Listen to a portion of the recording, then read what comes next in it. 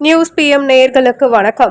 சென்னை துறைமுகத்திலிருந்து இந்தியன் ஆயில் கார்ப்பரேஷனுக்கு பெட்ரோல் நிரப்பிக்கொண்டு சென்னை துறைமுகத்திலிருந்து புறப்பட்ட கூட்ஸ் ரயிலானது திருவள்ளூர் ரயில்வே நிலையம் அருகே திடீரென முன்பக்கத்திலிருந்து தீப்பற்றி எரிய தொடங்கியுள்ளதால் திருவள்ளூர் ரயில்வே நிலையம் மார்க்கமாக செல்லும் அனைத்து ரயில்களும் நிறுத்தி வைக்கப்பட்டுள்ளது.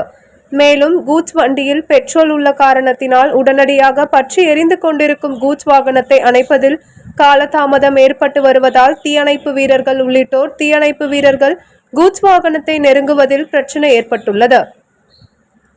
அது மட்டுமில்லாமல் விரைவு ரயில்கள் செல்லும் பாதையில் இந்த கூட்ஸ் வண்டி விபத்துக்குள்ளானதால் தீயை அணைத்தால் மட்டுமே திருவள்ளூர் வழியாக எந்த ஒரு ரயிலும் செல்ல முடியும்.